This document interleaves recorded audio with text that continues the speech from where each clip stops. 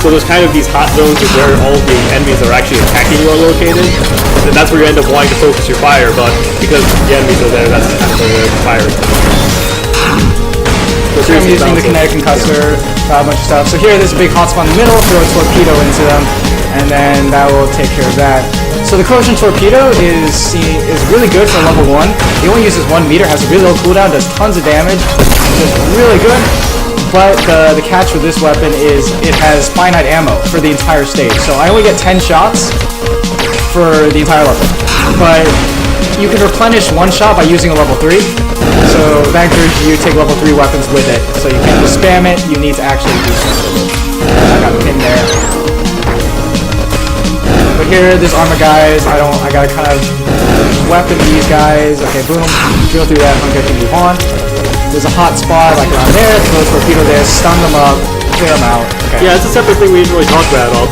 Certain weapons do have a kind of stun status effect, which is just block enemies from shooting and make them take a little extra damage from the blaster.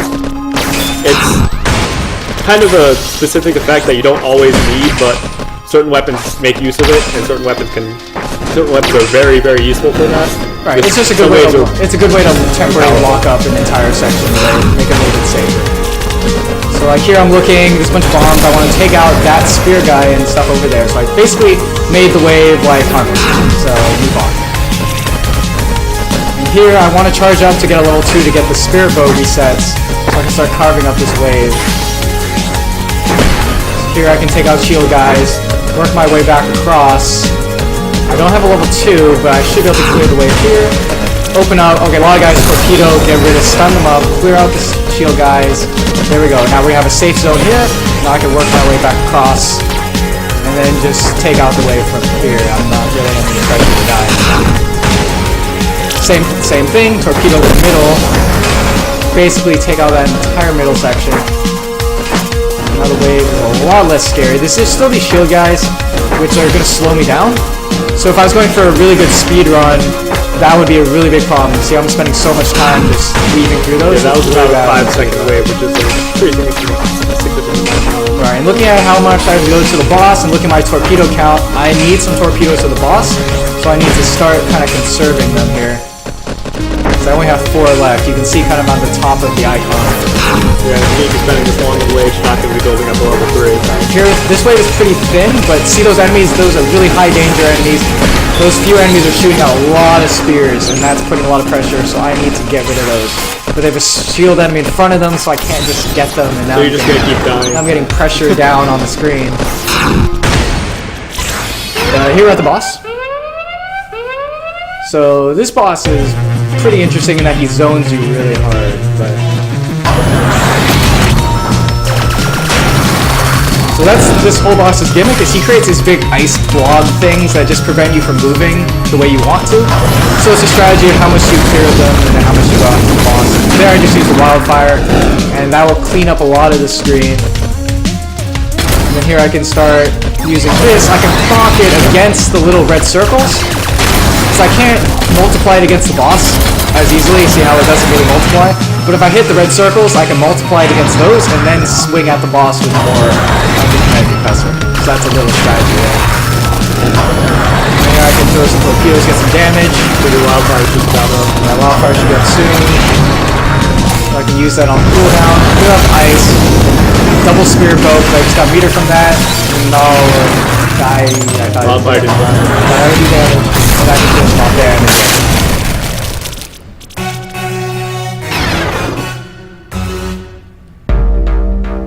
Okay, so we get the medal. We didn't really do anything too crazy here.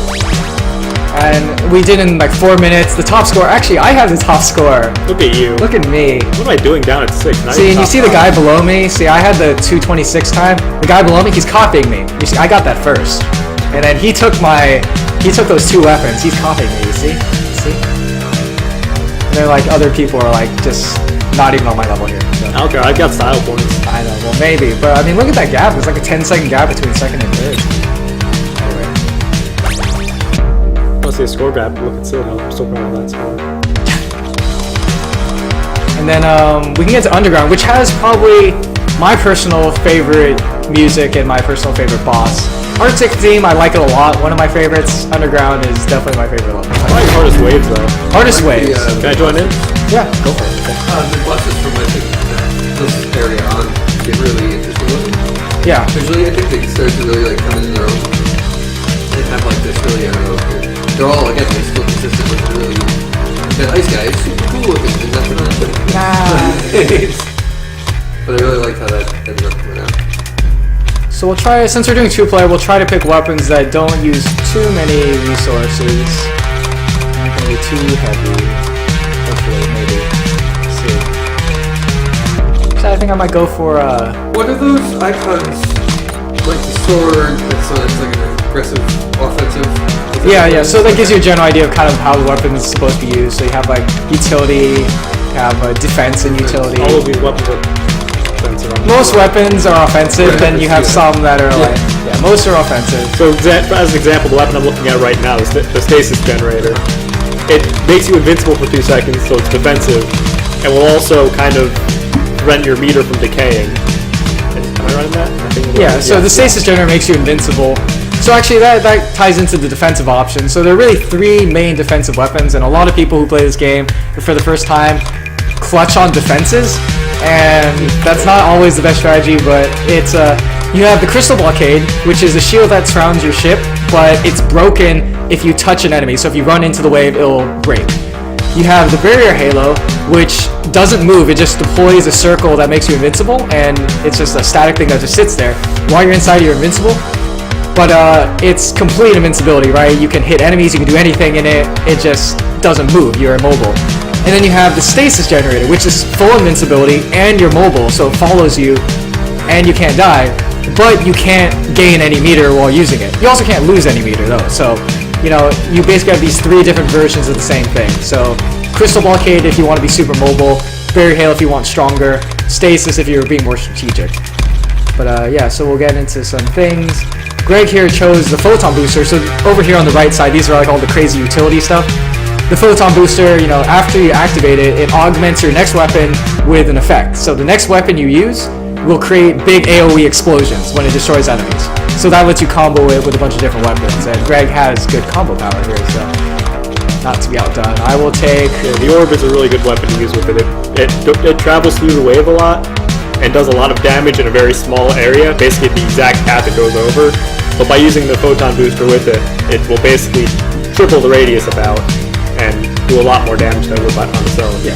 So this game has a lot of interactions, and the weapons are very non-specific, so there's it never locks you into specific combos. They're all inherent, which I thought was one of the coolest parts of how everything actually turned out. And there are truly 51 unique weapons. They don't really overlap at all.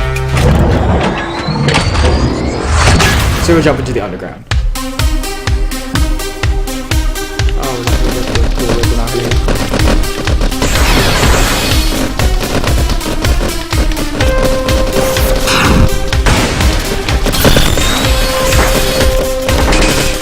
So the big white flash was mainly just a little bit of lag as a result of streaming and playing 2 players at the same time.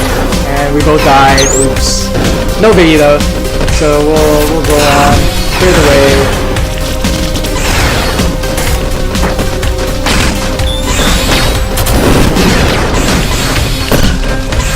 So the pulse laser triple seeker combo, just using one after the other, is really, really strong, really versatile. Just will always be good. Let's see here, we're getting pushed out by this center column because we couldn't get in to take it out early, so it's just causing problems for the rest of the wave. And here, there's a lot of stuff, and can't get out of that.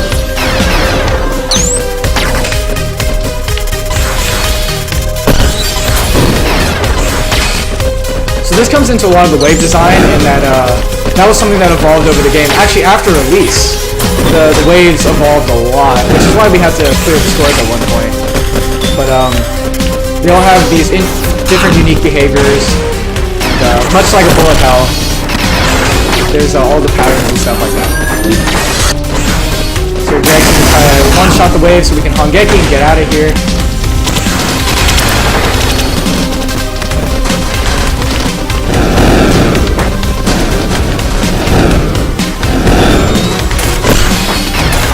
here there's a lot of different zoning things. So you have the vertical bullets that are preventing you from moving horizontally, and then you have the bombs which are zoning you from the space directly there.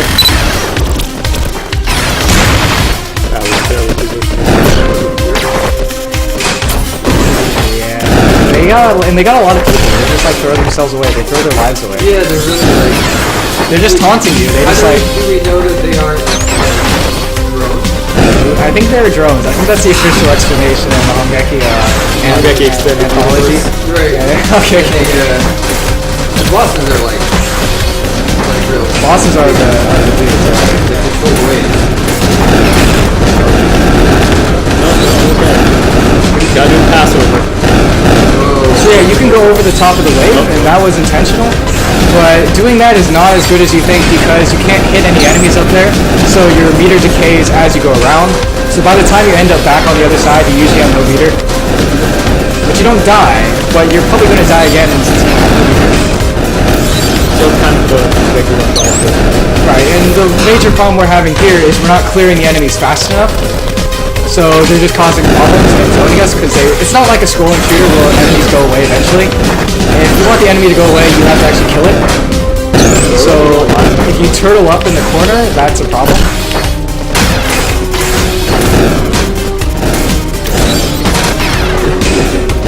It's not as hard as I would say it's about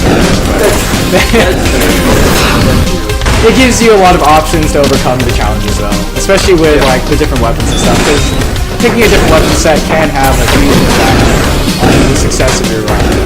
Actually, in a level like this, playing two players is probably even harder just because the bullets are now so much less predictable. Right, so that's another thing in bullet hell strategy. There's pretty much only two types of bullets. Bullets that are fixed angle and bullets that aim at you. And if you have two players, you can no longer really control how the wave is going to shoot. Right. So really good teamwork. Right, and it causes a lot more difficulty because you can no longer pull the bullets where you want them to be.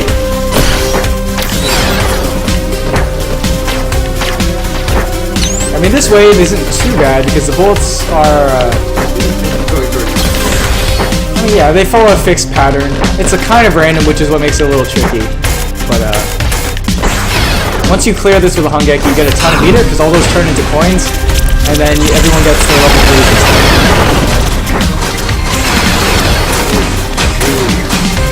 But yeah, but there's a lot of lag here because we're playing 2-player, and this computer is not really streaming.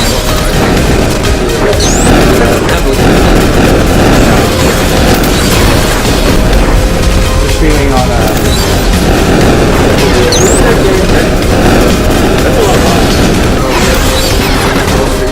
Full screen, yeah. This wave's really tricky back guys.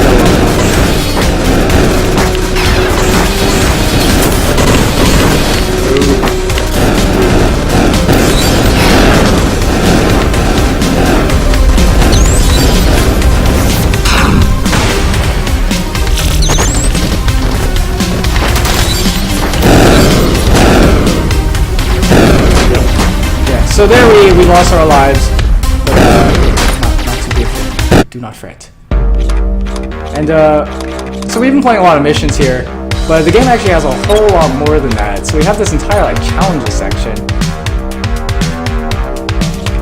which has a bunch of other things. So we have like combo challenges, speedrun, then a bunch of other fun stuff, and some of these are... Overcharged is one that not many have beaten. And it's I think we have like 10 scores in that. yeah, it's probably not gonna work on this. It's probably not gonna work on stream. Sword, yeah. Because yeah, this is really hard to do with lag. But we'll see. I'll see if I can pull it off. You won't understand what's going on, but it'll look impressive. Okay. No, you're 100% lag. You're not gonna be able to do it. So there's too much lag, and it's not gonna let me beat it. What is it though? So you have your sword, and you have the dynamo. The dynamo, if you have 3 meter, you can use it, and it will reset the cooldown on the sword and make you invincible for a few seconds. So you have to constantly... So you have to basically use the sword to get the dynamo, use the dynamo to reset the sword, to use the sword again, so you can get the dynamo again. Do all of that to get through the waves before the dynamo runs out. Is it too cool to like keep the veterans so it wasn't so hard? Well, there's a separate challenge with just the sword. Okay, cool. I was gonna say, like, Oh, yeah. like at least sort of like Thunder almost, strike, like, lightning strike, training. yeah. You get the sword by beating the challenge with the sword. Oh, neat. Yeah. And the sword, during the sword challenge, you have the sword out all the time, so there's no time pressure. And then once you get the weapon, then the weapon has a timer, of course. But as for some By other then you know fun, how to use it. yeah.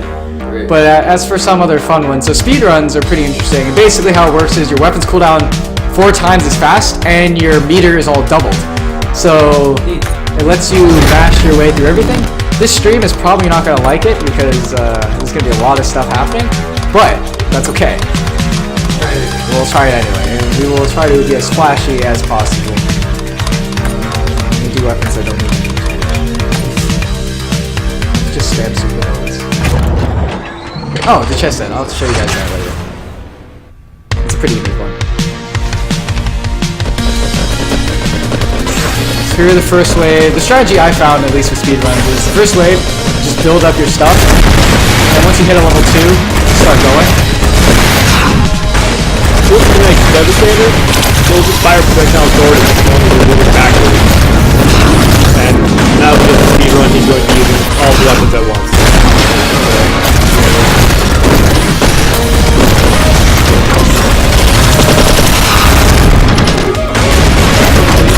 Yeah, so it's actually even easier with some other weapons, in that you sometimes don't even see where it's from.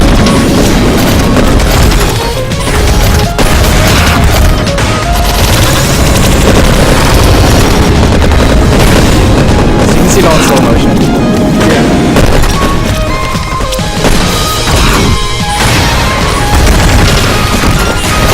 I try to avoid using too many weapons at once because destroy this computer. That's okay. Also, in speedrun, the timer runs backwards because that's the whole point of the challenge.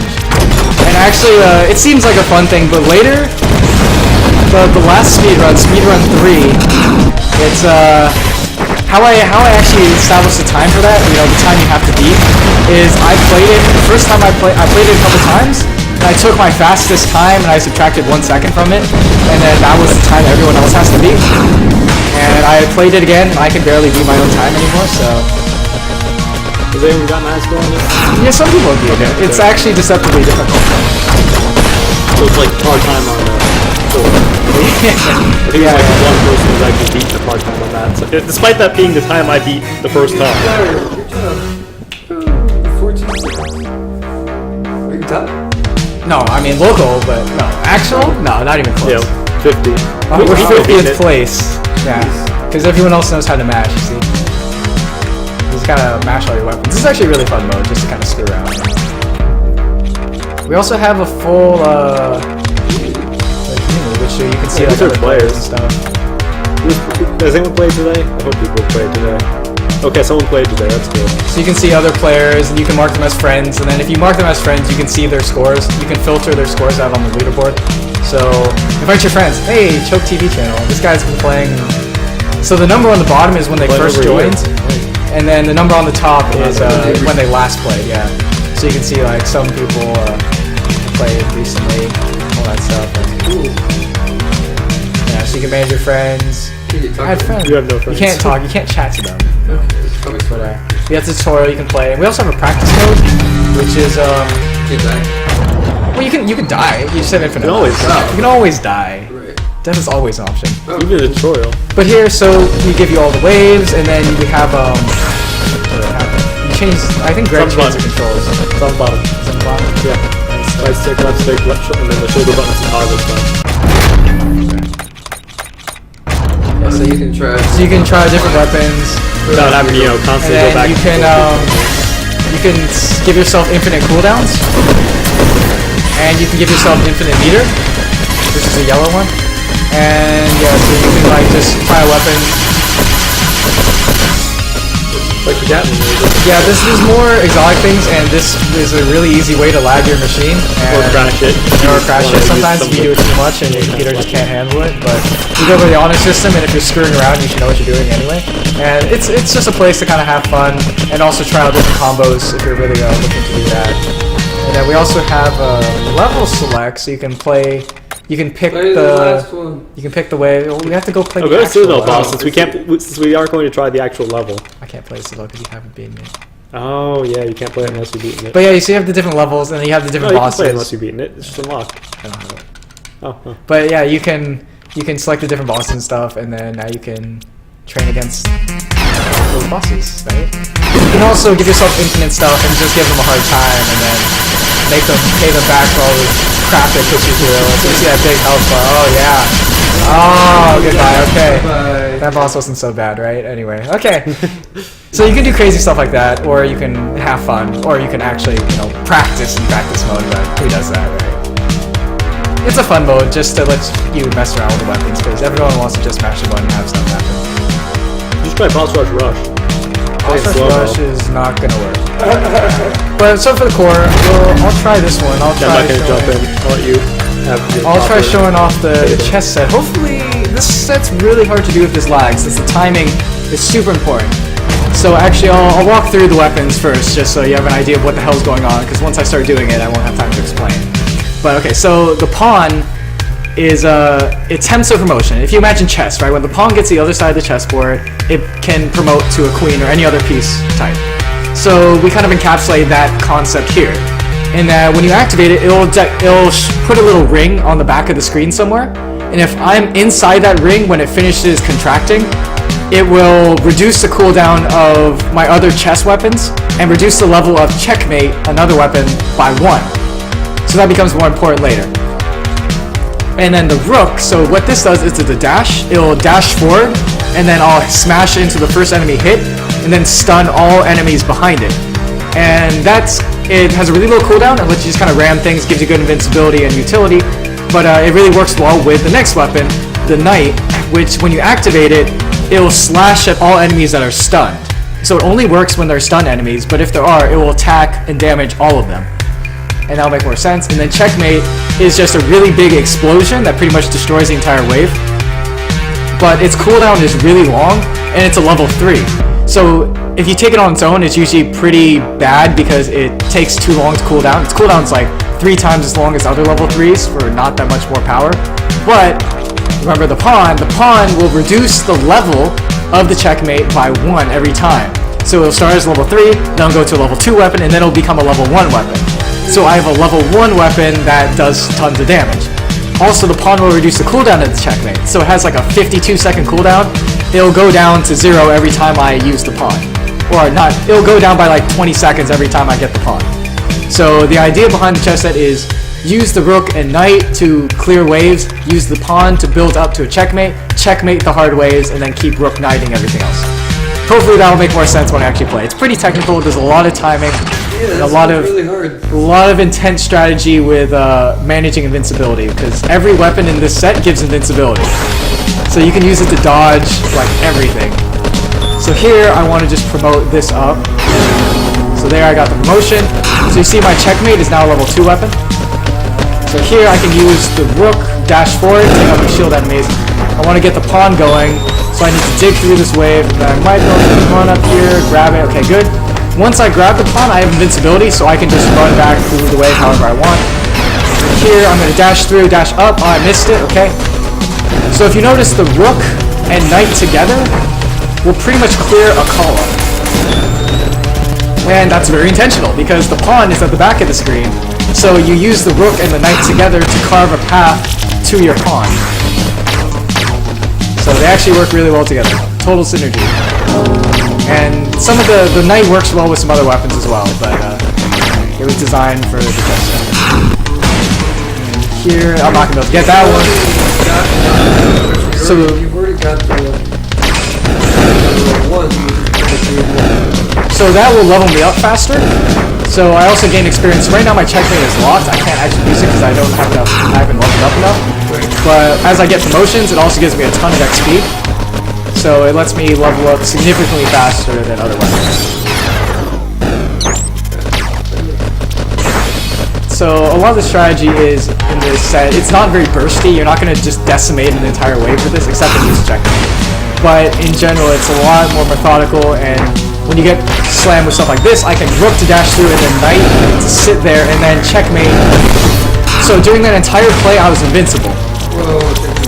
So there, I can take out that, stun that. Here I sit in the bottom middle because these cross over like that.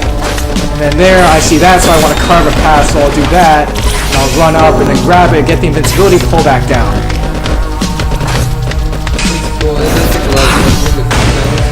Yeah. That sounds cool in your head, but then to make that work, yeah. So you need a lot of timing, so I missed that timing and now I'm boned here. But you see how I was just sitting there, like, totally invincible? And that was because the knight gives you a lot of invincibility as you're sitting there, slashing at stunned enemies. The more enemies that are stunned, the longer the invincibility. So it gives you a ton of utility. But the problem is the knight's not very useful on its own, so it's also fairly situational. And here I'm getting stuck and getting pinned. And that's not good.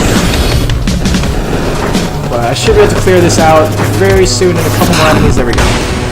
So here I have a checkmate at level 2, but I want to use it because I just want to get out of here. So I'll use that, I'll prime a pawn, and I'll clean these guys up, and then right before the Hangeki, I'll grab it and then Hangeki. So here, there's a middle section. Missed that. That's not a big deal. So that guy's putting a lot of pressure. I need to take out this middle section. Okay, done. Move over. There's a pawn right there. I can probably grab that. No problem. Go thing. Oh, I'm missing one enemy. Okay. 2, 3, 4. Okay, fine. Then I have a level 1 checkmate. I can checkmate this entire middle section. There we go. Now the wave is basically like harmless. Oh no. So we can rook knight here again. Dodge most of that damage. And pull up through the hole I made. Dash up, grab it. Oh, yes. So I just used the rook to dash through all that stuff, hit the pawn, get the invincibility reset, and then pull back down. So that's a lot of what this set's all about. And you can actually do cooler tricks like that against bosses too, because if you smash into a boss, gain the invincibility, you can kite around it. Maybe I'll get to do that later.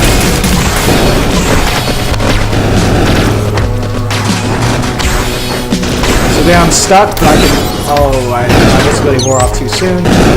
Miscalculated that. So we have chest in the middle. I can rook into that. Grab it, maybe? No. Mistimed that. The idea, I want to rook, get the invincibility, run through the wave, get the pawn, get the invincibility, run out. So here, this is a really dense wave. I missed the opening there. Here I can rook to get through all that damage. I just need one more pawn to get my level 2. I'm gonna miss that because I can't move when using the knight. So I can push through these guys. That's a space. Grab this. Okay, I have my checkmate. At this point, though, you might want to save for Pretty sure, right, but this is pretty much the last wave, so I'll put a pawn up right before the wave ends, and then I'll just sit here and get a free. Here we have the final boss. Spoilers here. Maybe you'll see the video. Oh, that's bad. I screwed that up. Yeah, that's an easy dodge, too. And actually, this boss is really hard for this set because he does cut through all of that, but I can't because this set is bad at that.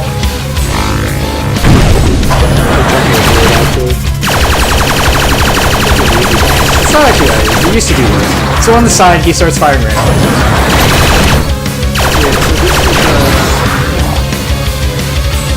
How am I going to do this, boss? This is the boss that I had some of the fun tonight.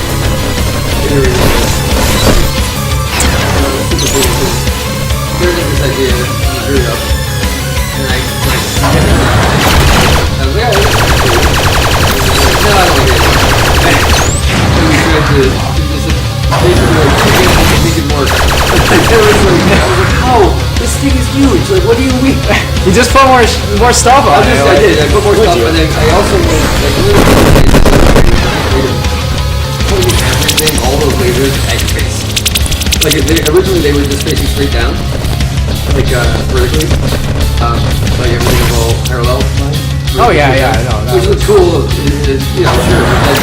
Oh my god. Once we did this, and we put an F3 laser at your face, like really. Feels a lot more puts a little bit more pressure. Yeah, and he was like, oh man, this is very long. Like, I also see that you made it. I forgot I did that. You made a glowing version.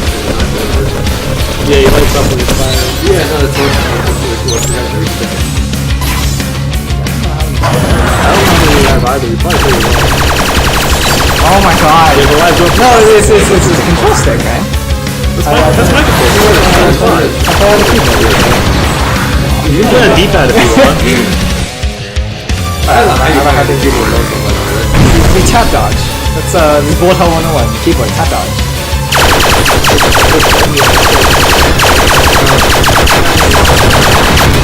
Oh my god. Oh yeah. Oh yeah, all bosses have three forms. It's like standard, right? Third form school, right? Yeah, basically. Like an enemy at that point. You're just complicated. Now, how do you like design bullet wave? Pre-pattern. Yeah, right, but how do you, it's all code or is it? Oh yeah, it's cool. I mean, here the bullets are actually just all firing towards the center, and that creates a lot of things. By the way, this is a reference to another game too. This entire boss is actually a reference to a boss of another game. Granted, I did change it very heavily. This actually makes sense, and actually, this weapon set's not that good against this boss here. If you have enough lives. This is gonna be a problem. Yeah, you've got a lot of cooldown left on that. I did test this, and you can beat this. No, I beat it with that. I beat all the level to check the chest out. You can definitely do it. It's just hard. Yeah, because the chest set doesn't give you a lot of clear. It's the biggest weakness. It doesn't. Its clear is all. Its big burst is all that is all put on the checkmate. Right, so like everything else is getting too bad. Yeah, but except the boss is really impressive, so it gets really hard to get to that. Oh, the drive-by! Hey, the drive-by! See, this set is all about timing, and that's what makes it really rewarding and yet really difficult too. And the stream is really laggy. But that's okay, you can at least see how cool the pattern is. Here, I guess my strategy here is what I want to try to do is use the knight to dodge over some of the things, but I can't really do that, so new strategy is just go in for the damage and end the boss fight before I lose all my lives. But I might be running... I think they're getting cut off on the screen. For the viewers at home, Where's at home? Who's following along at home? Oh. How many does it have? How many lives does it have? Well, we can't even see the comments. Oh yeah. Shout it out. You just gotta count down. How many lives do you have left? He's gonna tell me I have like one, and I'm gonna feel the pressure. It's just hard though, yeah. I'll probably get it. So I'm putting damage on him through that gap. Yeah, there we go. Okay. You did it. Oh man, everything shook. All Even of the UI. those Actually, I'm coins. gonna get the credits. All the coins.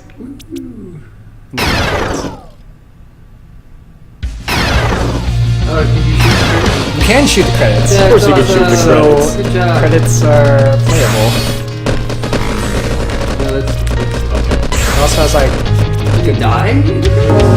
yes, you can die. You have infinite lives once you reach the credits, unless you're playing Hangeki Rush all because we hate you. Because F you. So this counts as part of the time? No, it doesn't count for time. It doesn't count for lives unless you're playing the full game mode. If you're playing Hangeki Rush all the credits, you can game over in the credits. So yes, I can't lose in the credits here, but That's actually really cool. no, the weather's not. They're just really tanky enemies.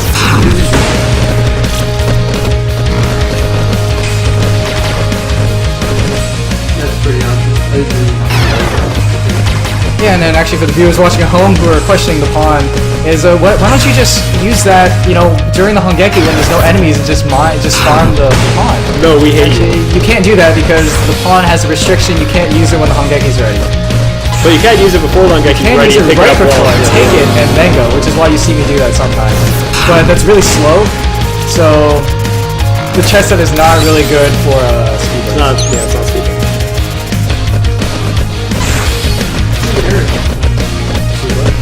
Yeah, I know. So you can like spell funny words. You can. I'm still waiting for the 12-year-old to start spelling weird things. My name's Dylan.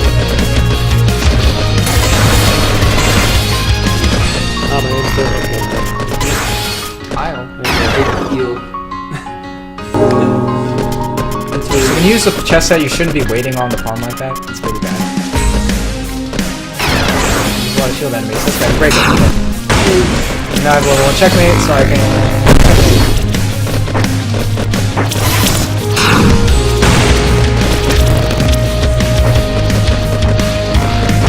This game was made in 2014, so this was finished almost a year ago at this point. A couple, like 9 months ago. Because that's when its first release was. Yeah, it's been a while. But we still do stuff. We still release updates. Mostly bug fixes at this point. Although we do tweak the mechanics every now and then, balance weapons every now and then.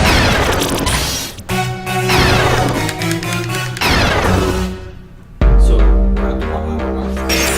Oh, cool. Look at this thing. So you get like logos.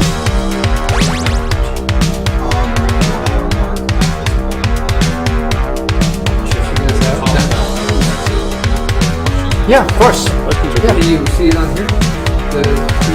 Will be.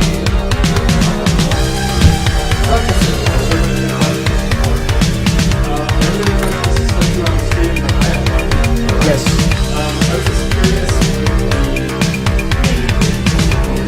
I'm curious with the amount of weapons that you have, like quite a large number, and then the whole combinatorial element of using them together. Can you talk a little bit more about your balancing process with Yeah. all these weapons files? Yeah, so let me bring up a weapon screen so we can look at something here. Yeah, so balancing the weapons is an ongoing process. It's not done, but mostly how the balance process works, it definitely came at least initially from the creation process, in that in creating the weapons, my first question was, what weapon would not work well with this weapon?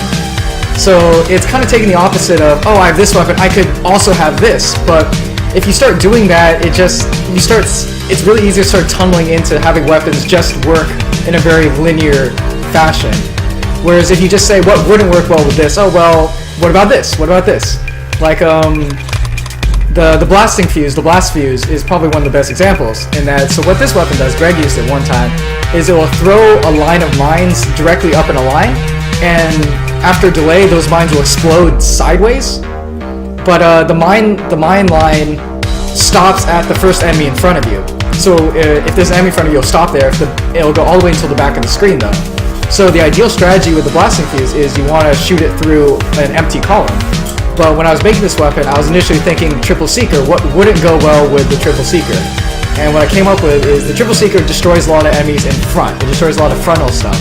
So what would be something that would need like column destruction type thing? And that's where the blasting fuse came in. And as a result, it tends to happen to work well with the pulse laser and a bunch of other weapons. But the original concept behind it came from what wouldn't work well with the triple seeker.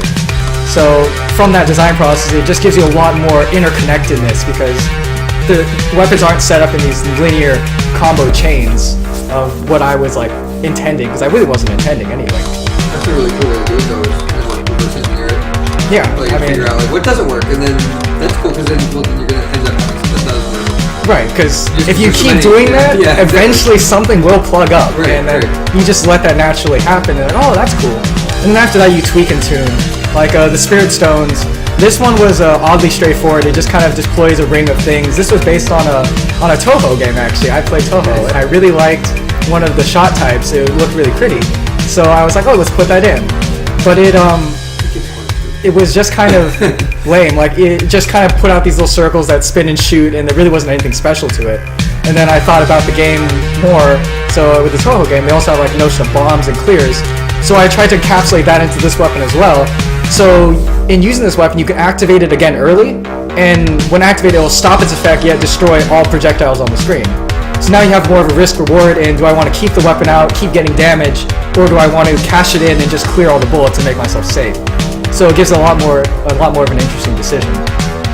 And then, so yeah, it's just a general purpose utility. And then, Have you found that a lot of players combinations that anyone particularly surprisingly effective? It was Hamburger Mufasa. yeah, Hamburger Mufasa. What is it? Oh yeah. Yeah, he did the sword. He did the dual sword, really. Yeah. So his combo was totally unexpected because the Whirling Death was it sends out like creates an area like spinning. Here. Let's go in practice mode. Sure. Oh yeah, we can just show them in practice mode. This makes way more sense than me trying to abstractly describe And it. also people who are watching can see. Yeah. So if we bring up That's not what it is. yeah, so the Whirling Death is it creates these spinning swords like that, right? So you can carve through the wave. But its other like side effect, because I wanted to make it more interesting, I was like, it's kind of boring, it's kind of one-dimensional. So the trick is it lets you wrap around the screen.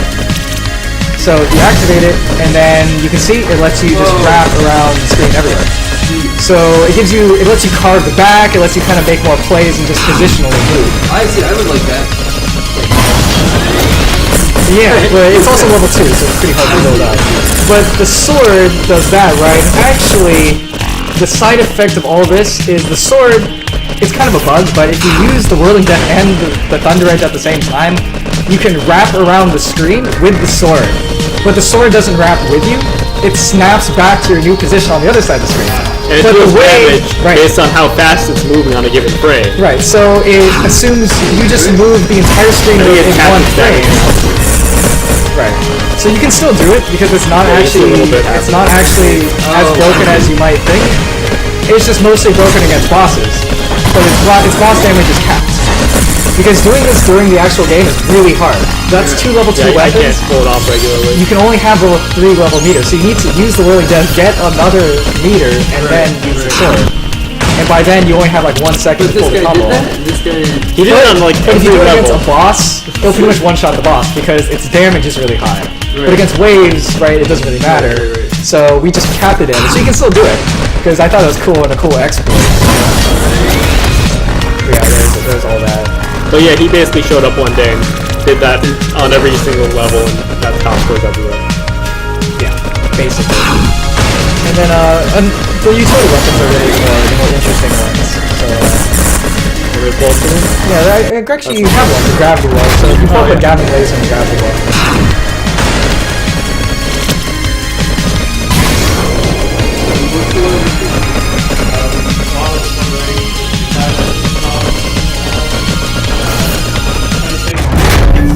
Discounts, just like general thoughts about that. Yeah, so This is on Steam. yeah, it's on Steam. It is $10, and I was talking to Greg a lot, and then after especially looking at kind of what other people do, other indies, other publishers, and kind of what other people say about pricing, because that's a really important part of everything, is that we don't want to cheapen the game too much. So it's like I don't expect like making the game 1 cent. I don't think would get 10 times the sales.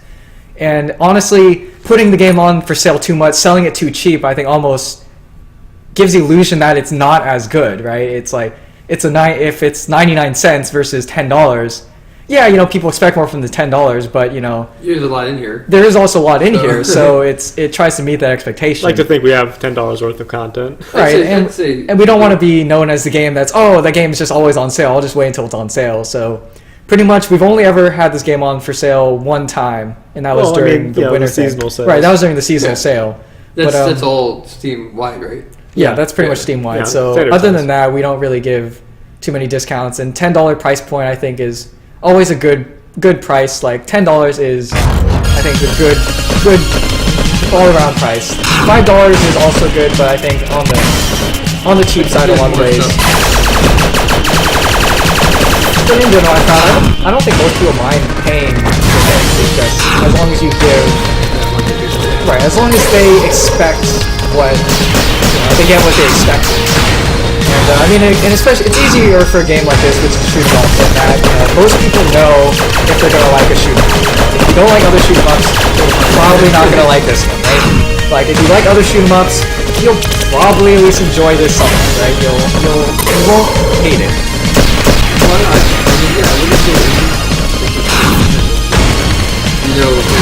is the kind of response. Yeah, I mean, is there like on Steam, I guess? Like, is there a way for people like to talk about it? Yeah, I mean, we monitor discussion boards every day and we'll respond to stuff. And we got a lot of positive feedback. This game's also localized into Japanese, so That's right. So if you're a it popular in Japanese Japan? speaker, it's actually more popular than you might think. I was gonna say it's probably more popular in Japan than here. No, it's more popular here by sales.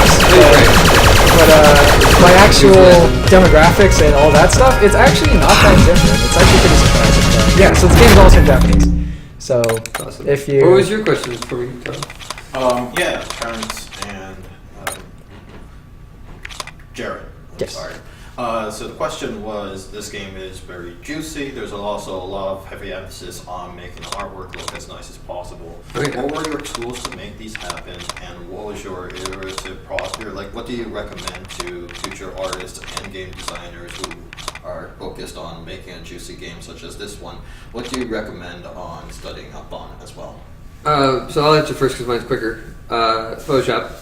That's what I use. Yeah, I guess we can start with the tools to use. Yeah, Photoshop. And most of the juicy stuff wasn't me. That's all in Engine. I mean, all the right? particles and stuff, that's Yeah, in Engine. Yeah. And actually, like, we have a lot more new tech to do with the particles. So the particles and effects you see here, I think that's what the question's asking. Yeah.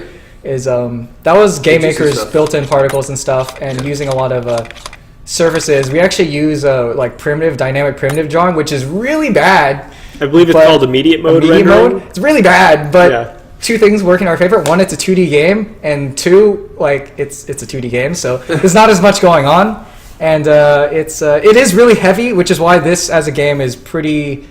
It chugs. It has a pretty high system requirement for what it is because we do that, but at the same time, it gives it a cool look. As far as like people iterative process, I kind of actually I kind of really personally the way you were it was really good to have constant feedback from like Greg and Darren. Like it was like really helpful. Like without that, it was really they had drawing ideas from the beginning, like of what the bosses like ish. And then we kind of just they gave that to me, and I just like made a shape or two, or like I said like earlier, just black and white silhouettes. As far as a game like this goes, like, you're literally dealing with silhouettes, like that's it. Like there's no within the game, so you're not dealing with any kind of like design other than just shapes, really. Yeah. So like, how do you do that? You actually basically find stuff, and then at least what I did after that, I remember was I actually looked at a lot of like I went online and grabbed a bunch of like Gundam pictures and a bunch of like robot parts, like actual robots, like prototype robot pieces from like MIT stuff or weird stuff, and just grab that and like I just photo batch, like copy pasted parts together on top of the silhouette, and then kind of gave that like that. They gave me like a lot of like this one, for example. If you're on the screen right now, you got these like really cool interlocking like layers, right? Those are all just like that's like a Gundam shoulder, I think. Like some kind of like I just took that kind of outline or shape or whatever, and then just came into it and made it like my own. Obviously, it's cool. There's already the cool robot design, so you just take like I just mushed a bunch of stuff together, and then again after that, once the iteration process is done, with the first 3, 4, 5 bosses, now to pick and choose from and re-mush together the other ones too. That was really people want to study up on stuff. I'm not really sure. This was a really unique process for this game. I mean, otherwise I would just watch videos and tutorials. I guess as far as art goes. Yeah, and then as far as like effects and stuff, it's someone. So I remember when I was working somewhere, and then I was doing effects for them too, and it's like, oh, it's the Toyota Tweakathon. Like, oh, yeah, it basically is. So it's really just a Tweakathon, and he added the Toyota before it, but it's really just you start with particles, and then you add some color, and then you add some more particles, and then you add some more particles, add some color, take away some other particles, and it's not really a science. It's really just what looks right. Yeah, I mean, there's some more technical things. I have a question. Does GameMaker, like, all right, for example, I'm familiar with particle systems when it, like in After Effects, let's say. Yeah. And you've got a particle emitter. Yeah. Basically same thing. Okay, and then there's like you have velocity, gravity, direction, all this other stuff. Yeah. Okay, so GameMaker's the same. You can just adjust those, and you can see it live, what it looks like. No, you can't. You have to run. That's where GameMaker gets hard with that. That's where it gets hard, and that's where that's why, like, all you people who have, like, Unreal 4, Cascade, Unity, like, live demo, After Effects live preview. I look at the table of numbers, and I'm just like, if I change this, it will look like I'm visualizing in my brain as I'm looking. I can't do that. No, which is why it's like, oh, you guys have it so easy. Well, so Rain Man. Well, I mean, was there like a preview button as well? No. You can make a preview button. Okay. But it's not giving you one. Okay, but you can. You can code one in the sense of you could code a program that generates the particles, and you make yourself sliders. If you want to make your own. You have sliders. to make it own, but we're not doing that. No, but I mean, is there a relatively quick one to see? No. Run the game. That's what I mean. Run the game. You make it quick to get to where you can use the thing in game. That's why we have practice mode. That's neat. Okay, that's what I was wondering. Like, yeah. You jump into a game and fire it over. Practice mode is also a big dev tool, right? Yeah. I mean, that's why the particle effects don't look the best in here, because all these particle effects were me iterating, like, in the game. I didn't have an external tool. There's all tweaking number tables. Oh, I know, it's really nice. Everything has a live except. I know, it's really nice. And I'm like, wow, you guys have it so easy. But luckily, when I started using those tools, I'm like, oh, this is so easy. Oh yeah, now you know. And I know what I'm doing.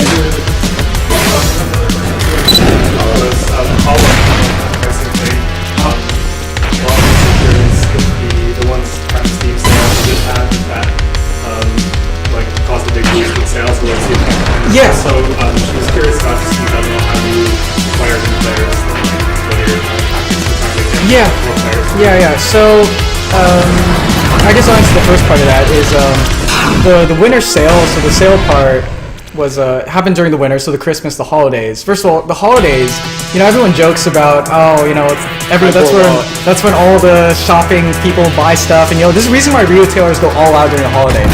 It's not a joke. Like, we made more money in that 1 month than we had for the 6 months before. Like, even I wouldn't say 6 months. The game hadn't been out for 6 months. Maybe it's 6 months, or after 1 month after launch. Take that out. That 1 month of the holidays was the rest of that time, more than that. The holidays are no joke. It's really big. So if you have a game, you're like, oh, it'll have to come out after holidays. No, it needs to come out before the holidays, or wait till next year. It's not an option. It's very serious. It was actually incredible. I was like, oh, it's a bunch of hokey. No. The holidays are a serious thing. Well, when do you like games? Exactly, right? It's a serious thing. And what was the other part? What was that? How do we get into people? Oh, the player acquisition. So for that, we did it rather poorly with this game, in that we're relying a lot, and a lot of it was we weren't focusing on that at the time, and then I didn't realize how important it was. And if I were to do it again, this game is actually primed for better tactics, so learn from my mistakes. So we're basically, the reason why this game kind of does okay for what it is because it's a shmup, it's a niche genre. People hear about it and they love it. Right, its gameplay is so iconic in what it is. It's not just like an action game or a platformer. It's very specific and tied to a demographic. Right. But yeah, it's very much tied to its gameplay is tied to the demographic directly, so it's a lot easier for that. But the problem with this game is we released content, we got a bunch of players, and then after that, it was just kind of, we didn't do anything, and that player base falls off really hard. And I'm sure, I'm sure the question asker knows this. I don't, or maybe. But a lot of people know this, right? You get your big boost, and then you fall off like a rock, and you definitely do. But the cool part about Steam is you still do get 1 or 2 sales every day, which is really cool. Yeah. I mean, there's a bunch of different ways to find But anyway, games on I'm Steam, digressing here. So to get back to the main point of the question is, definitely more periodic content releases would have been better. For this game, what we should have done is release the game, have the stuff, then after about 2 weeks, have an optional thing, have a new menu part come up that's like weekly challenges. So we have like a new level with just remixed waves, and maybe take a boss and just change up its pattern a bit. And maybe just take like the ice attack from the ice boss with the spider boss's chain and just put them on the same boss, use boss 1's art and stuff, and just change its color scheme and something simple like that. It's really simple because it's really modular, so programmatically we could chug that stuff out really fast. Would there be, I'm just sorry, I'm interrupting. Would there be a way to let players design their own waves? We have that. We're although like really close. The feature, we ran into severe problems with that. We actually, the tool we used to make the waves, we actually kind of packaged up a little bit, so it's actually available for players. We haven't released it, but we started with that idea, and then Greg made the system to like load in custom content. Although it kind of fell through because figuring out linking up into the rest of the game's code, because this was like at the very end. Right. So if you want to have dynamic content like that, try to plan it in the beginning, because then it just becomes this monster to try to put in at the end. It's not, you don't just throw it in at the end. But yeah, the biggest thing, especially after all these years, is we're retaining players, is showing that the game's alive and just releasing like weekly content or something, just little updates, like new, like in a game like this, new waves, new levels. Like it just makes it feel like it's a lively place, like something's happening. And definitely, if I could go back and do it again, and that would have been the strategy, is really buckle down. What's our post-release strategy, right? What content are we going to roll out for the next couple weeks? And I think that goes a long way. Like if you ever played a Puzzle and Dragon, that's like a huge game in Asia right now. When I played around with it, it does that, and it sounds really gimmicky. It sounds like, no, you're just like throwing candy. It works. Like it totally works. Like no one's gonna complain that you're giving me a new level to play. Like, come on, everyone wants new content. But I have another question, which is you mentioned you made this in Game Maker. Is that right? Yes. Right? Yes. Do you have any kind of general pointers? Because we have some people involved with the game space who are just getting involved with Game Maker and stuff. Do you have any kind of general tips for like getting started? Good things to kind of focus on learning within Game Maker, or maybe any pitfalls or things that you found to be common stumbling blocks as you were. Yeah, it's Is it version control friendly? It is actually. It has built-in version control. Don't In use my it. experience, don't use that. It works perfectly fine with like Git or SVN or whatever you want to use, just external. Yeah, it's a source control thing, but I recommend. They're going to update it soon, but from our experience, using their built-in source control thing, where it like shows you who's checked out what file, it's garbage. It's broken. So you can just version control the files directly, and it'll actually merge, and it works really well. Yeah, the files are all text-based. It works. Game Maker's fine. files are all markup language, so it's very, very easy to merge. But yeah, as far as using Game Maker, the biggest thing is it's not a hard language, so don't make it harder than it actually is, and don't expect your first thing in Game Maker to be good, because Game Maker runs into the really bad problem of it's really easy to get off the ground. Like it's almost too easy to get off the ground and just get stuff working. And you get encouraged by that, and you're like, oh, I'm going to keep doing stuff. You keep adding, and pretty much you just get crushed by your own complexity because you haven't thought out your architecture. You haven't thought out how you're actually going to plug this all together. And I'm pretty sure anyone who's done any sort of game development has run into this, is you just start getting crushed by your own complexity. And Game Maker makes it really easy to get crushed. So even with Hangeki, like it's hard to work with this game right now because we were pretty experienced when making it, and its code base is pretty hard to maintain. Now granted, it has a lot going on, it has a lot of weapons, has a lot of all that, but that's part of the reason why we couldn't really implement the level editor as easily as we wanted to, because it's just programmatically, it's impossible for me to describe specifically, but just, I'm sure you guys know, it's just, you get crushed by that complexity. And, but yeah, as far as Game Maker general advice goes, I don't know, do you have anything? Not anything that isn't like overly specific. Are there any tutorials that you recommend? Do you recommend documentation, or do you recommend... the documentation that's built in with Game Maker is actually fantastic. It's really good. It's somewhere on the top bar, there's like a question mark. You click on it, you go to reference. It has just every single function kind of categorized. You can search it. Has a full description on what you put into it, what it's going to come out with. It's actually a really, really good documentation. That's built in? Yeah. That's cool. Yeah, it's really nice. I pretty much use that all the time working in Game Maker. Yeah, and the other hard part about Game Maker is its community is, to to put it bluntly, mostly incompetent. Yeah, that's a really tricky thing. I'd say the community makes a lot of tutorials. It's great to look at the tutorials if you need to start, but a lot of the tutorials will give you really bad practice. Yeah, so let me qualify this a little bit more. Not all GameMaker users are bad, but a lot of them are. Like, there are really good, smart people using GameMaker, and they do amazing things. But if you just like Google something, you'll usually find it's not rare to find a result where you're just like, this guy has no idea what he's doing. Do you think it's because it's so easy to get into? That right, because it's marketed as drag and drop. It's marketed as an entry-level thing, which is good, because it is. Entry-level people putting out tutorials. Yeah. Right. Yeah. Right, or entry-level people like asking questions, and then other entry-level people, answering them with. So it's they're definitely in the blind, and it just lets you, because GameMaker makes it really easy to do bad practice. Like, it makes global variables ridiculously easy. You can declare global variables like in line, and it's just like, why are you allowed to do this? But it's like, yeah, you are. It doesn't have a notion of like namespaces or anything, so it doesn't control any of your chaos. So I highly recommend you start with GameMaker, but then go look at a formal programming language like C++ or maybe Unity, C#, or Python or something like that, and then come back to GameMaker for GML, its scripting language. If you have GameMaker GML, the scripting language of GameMaker is easier than C++, but if you don't know C++, GML gets tricky. Basically, if it would screw you up in C++, it'll probably end up working in GameMaker for now. And then you'll get to the point where it starts breaking, where normally in C++ you start getting like the seg faults and stuff, and in GameMaker you'll just get these like minor bugs that you have no idea what's going on with. Sounds like it's like it works, like you said, like drag and drop really well, but it doesn't prevent you from dragging and dropping things that shouldn't be. Yeah. And so like having like a really good foundation of like organizational, programmatic like. Right. It really helps, especially if you want to make more complex games. And first thing is, when you get GameMaker, open up. Don't say I'm going to make an RPG. Don't say you're going to make an RTS. Don't say you're going to make a fighting game. Make Pong. Make Pong. Make Pong and have the ball like have spin on it. So make it so the paddle can apply spin to the ball. If you can get that working, you're pretty much good to go. Like, and if you can get the ball to animate with that spin, okay, now we're talking, right? As it hits the wall, it loses spin. There we go, right? Make a simple idea complicated, because that way you don't have to worry about too many interactions, because that's where you're going to get crushed by your complexity. Like, that's why Hangeki 51 weapons, that's a lot of interactions.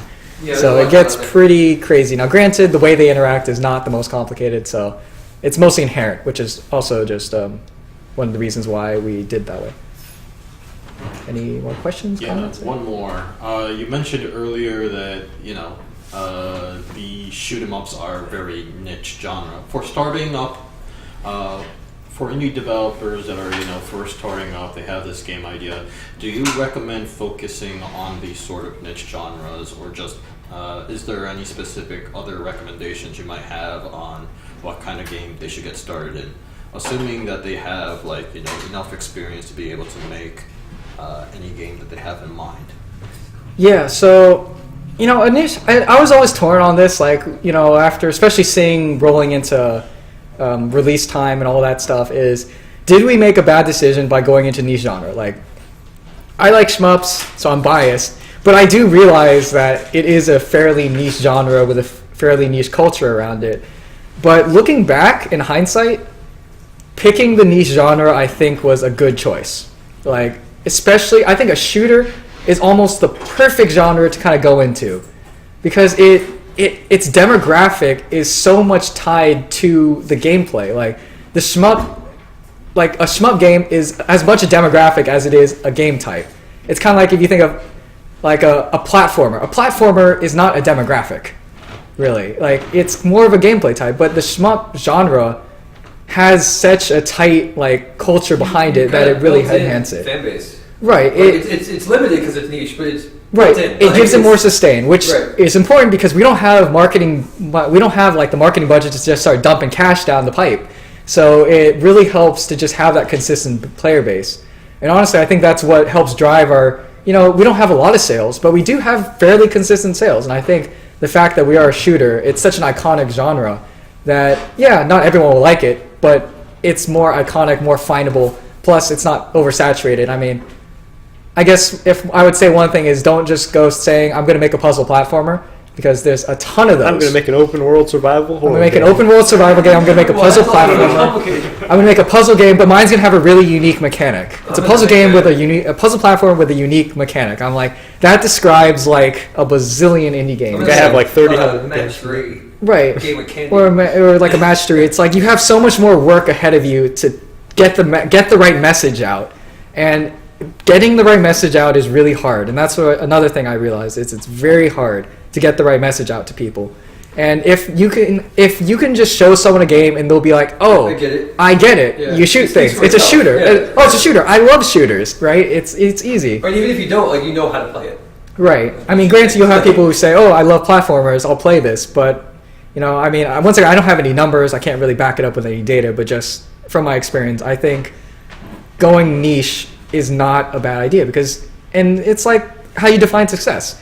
You don't need to make millions of dollars. You don't need to be Flappy Bird and just get lucky, strike gold, and make like, I don't know, like 600,000 a day or something crazy. 50,000 or something crazy. But it's like, I got caught in that trap too, but it's really, you can't, success is all relative. Like, if you spent $100 and you made 10,000, I would say that's a success. Like, if you didn't spend any money but spent your time, well, as long as you didn't waste, as long as you didn't take time away from something else, like, I would call that a success. It just depends on how you define success. If you learn, you guys, I also myself learned a lot making this game. Right, which is why the game has value. It's a success. It's not a monetary success on paper.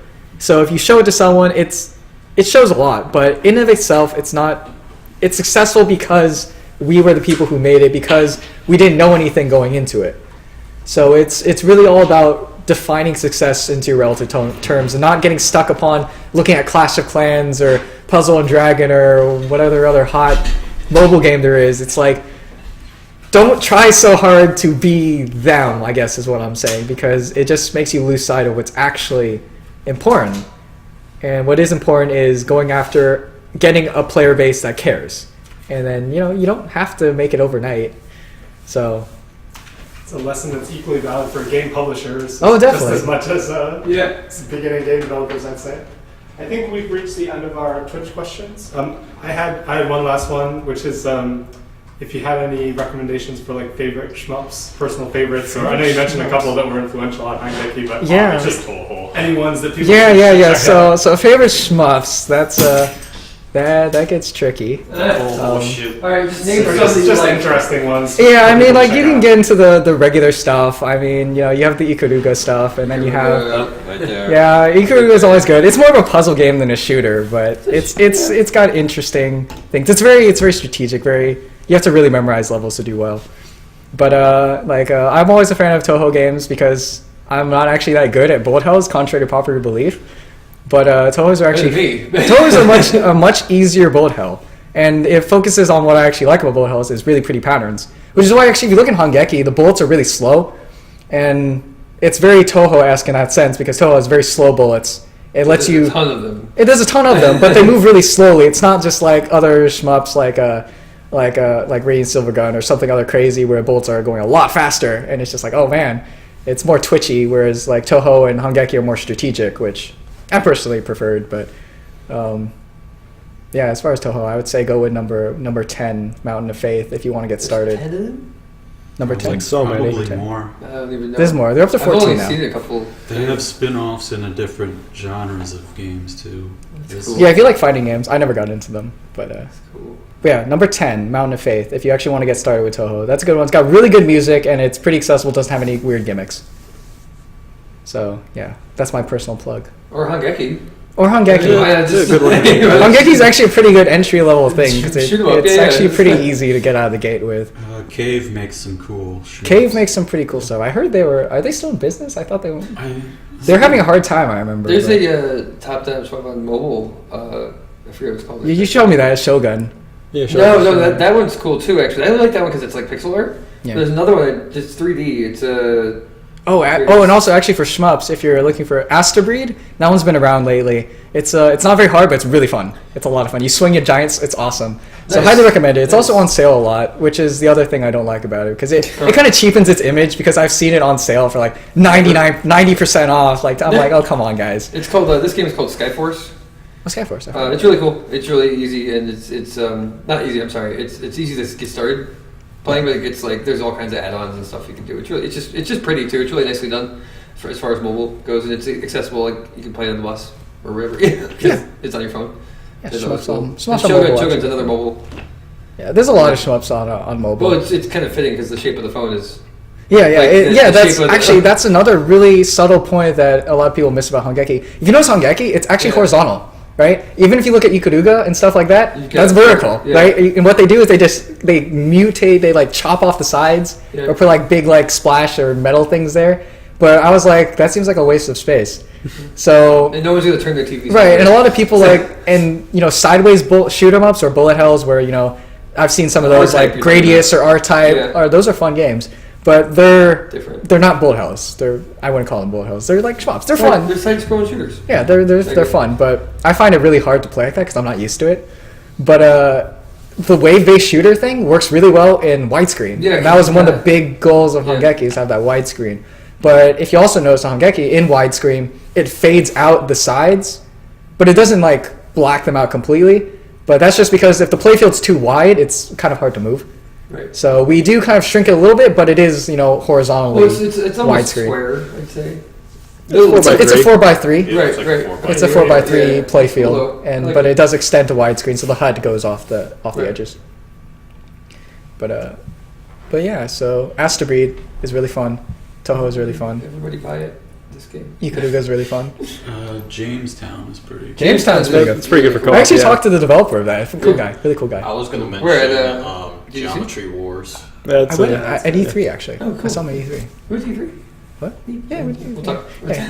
Yeah, there's some really good shmups by indie developers, like Everyday Shooter, like Tamiki Fighters, I really like, which Oh, yeah. I think was made into Blastworks. It's like a new version on Wii. Oh yeah. That's I like saw a that. nice Yeah, I kind saw of that. Shmup with a weird kind of. I have one. I'm Shmup working on it. Katamari. I want to Yeah. see what it is. Star Fox 64. Yeah.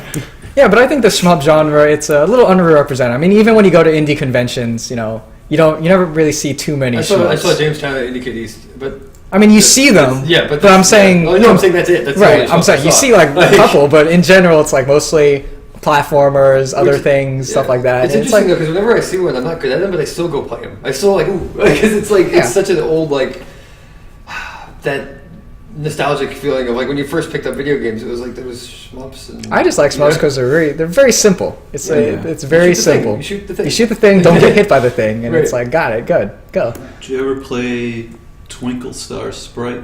What? Sounds good. It's an old SNK. Really? I think it's SNK. I think it was on a Neo Geo.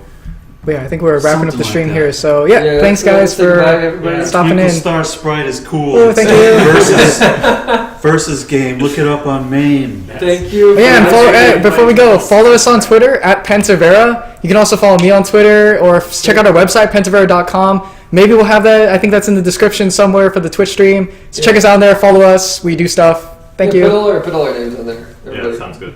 Yeah. Thanks for everyone's time. Bye. Thanks, See ya. guys. Bye.